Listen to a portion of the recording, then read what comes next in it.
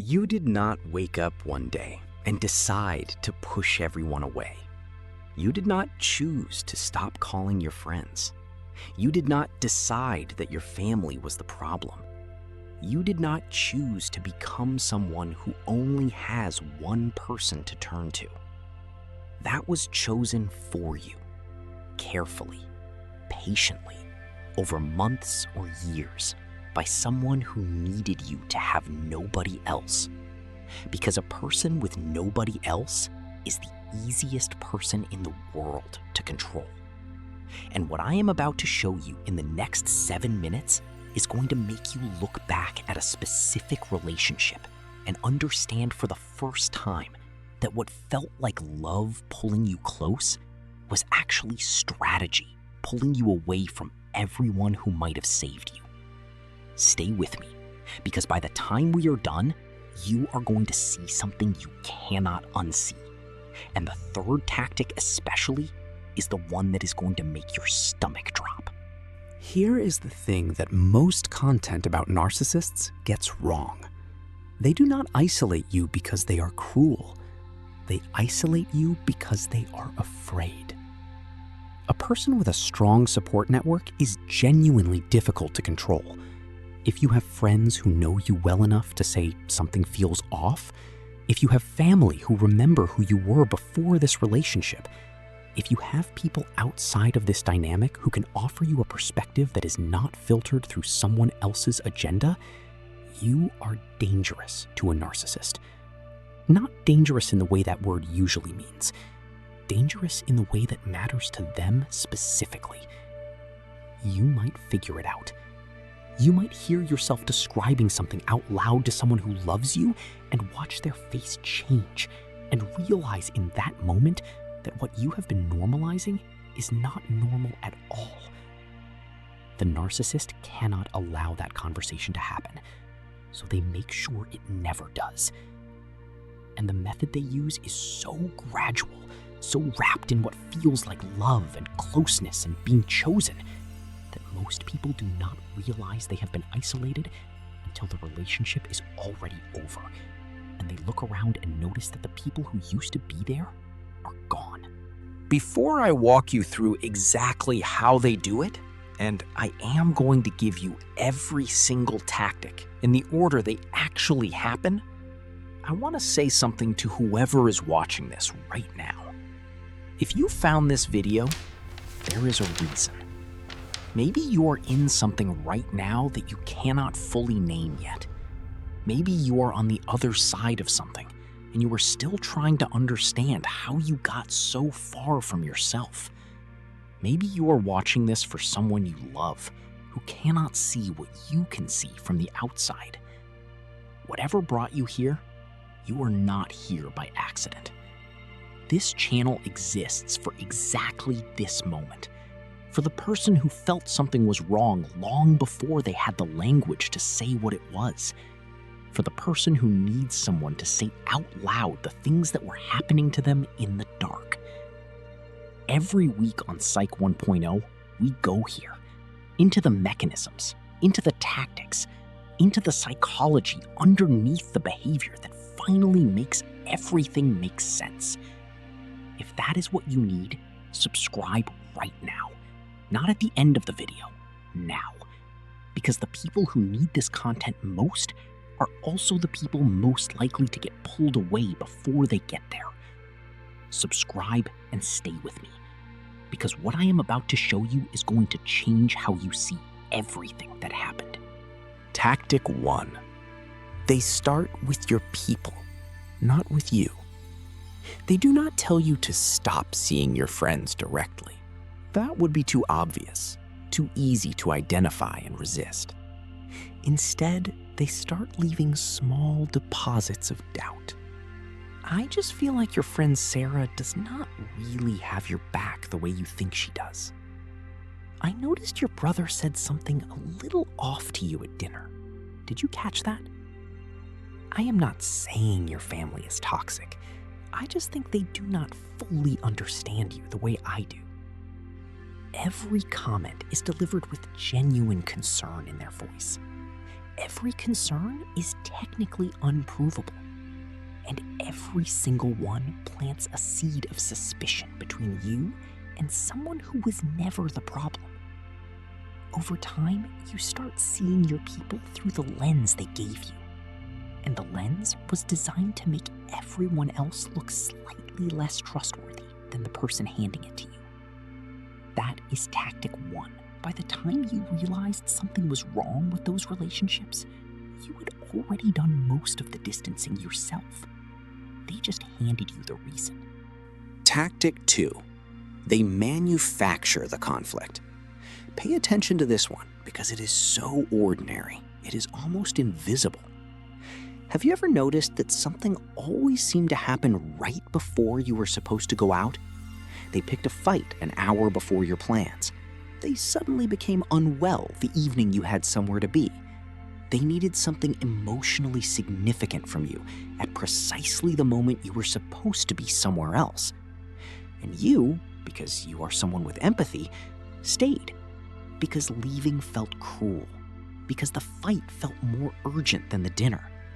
Because their need always arrived at exactly the right moment to make your plans feel like a betrayal. That timing was not coincidence. It was calibration. And every time you chose them over the plans, 2 things happened simultaneously. Your relationships with other people weakened by one more canceled evening. And the narcissist learned that this tactic worked on you specifically. Tactic 3.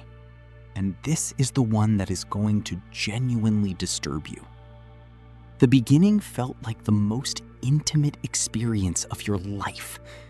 In the early stages, they gave you everything, all their time, all their attention, an intensity of focus that made you feel like the most important person who had ever existed. They wanted to be with you constantly. They wanted you all to themselves. And it felt like love. It felt like finally being chosen so completely that the rest of the world faded naturally, because what you had together was just that good. Research calls this love bombing. But here is the part research does not usually say clearly enough.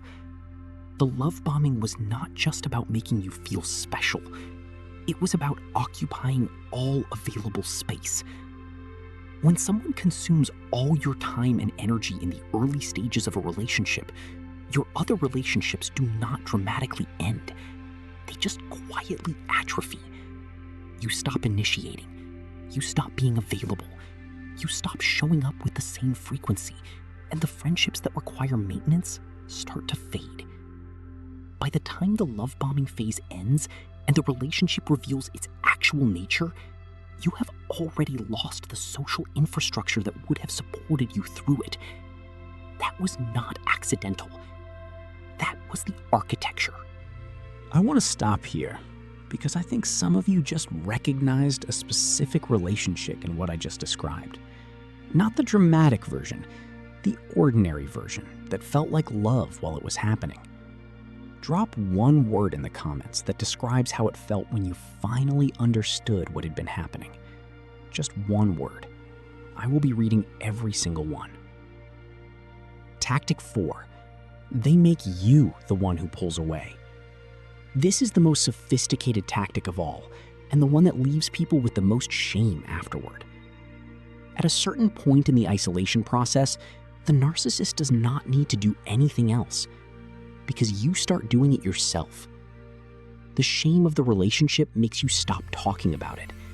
The exhaustion of managing their moods makes social interaction feel like more than you can handle on top of everything else. The gaslighting has made you uncertain enough about your own perceptions that you stop trusting yourself to describe the situation accurately to anyone else. So you withdraw, voluntarily. And from the outside, it looks like you chose this. From the inside, it feels like you chose this. But what actually happened is that the environment was constructed so carefully around you that withdrawal became the path of least resistance. You did not choose isolation. You were guided there so gradually that the choice felt like yours. Here is what prolonged isolation at the hands of a narcissist actually does to the brain. And I want you to hear this not as a clinical fact, but as validation of something you may have felt without being able to name. The research is stark. Long-term isolation, combined with chronic emotional manipulation, keeps the nervous system in a state of permanent low-grade threat. The brain, running a continuous background scan for danger, begins to change structurally. The areas responsible for memory and emotional regulation, the hippocampus and prefrontal cortex, show measurable deterioration under sustained stress. This is why thinking clearly in these relationships feels so difficult. This is why your memory of events is fuzzy in ways that feel suspicious, even to you. This is why making decisions that feel obvious to people on the outside is genuinely, physiologically harder for you than it looks. Your brain was not failing you. Your brain was responding accurately to an environment that was designed to keep it off balance. That is not weakness. That is your nervous system doing exactly what it was built to do, under exactly the conditions it was placed in. And naming that is not making excuses. It is accurate. The exit from narcissistic isolation is not a dramatic single moment. It is a series of small, deliberate choices that run directly against everything the isolation trained you to do. You reach back out to one person, not to explain everything, not to justify the time that passed, just to reach out, to reintroduce yourself to your own social world, one honest conversation at a time. You say the thing out loud to someone who is not the narcissist. Because the moment you hear yourself describe it to someone who knows you and watches their face change, something in your own perception recalibrates. You stop being the only witness to your own experience. And a person with a witness is significantly harder to gaslight than a person alone. You treat your attention as what it actually is, a resource with real value, not something available to whoever claims it loudest. The narcissist understood what your attention was worth before you did. That is why they worked so hard to be the only one receiving it. You understand it now too. You were not weak for not seeing it sooner. You were human in an environment that was specifically engineered to exploit the most human parts of you. Your empathy, your loyalty, your willingness to choose someone else's needs over your own comfort. Those are not the reasons you were manipulated. They are the reasons you were targeted. And understanding that changes everything about how you move forward. If this video described something you have lived through, share it with one person who needs to hear that what happened to them was not their fault. And if this channel has given you something real, subscribe to Psyche 1.0. Every single week, we go into the places most psychology content is too comfortable to avoid. The mechanisms, the tactics, the truth underneath the behavior that finally makes sense of things that never made sense before. We are building something here that is genuinely different. Come with us. Before you go, finish this sentence in the comments. I knew something was wrong when I realized I had nobody left to call, except just finish it. Whatever is true, I will be reading every single one. Take care of your mind. It is the only one you have got.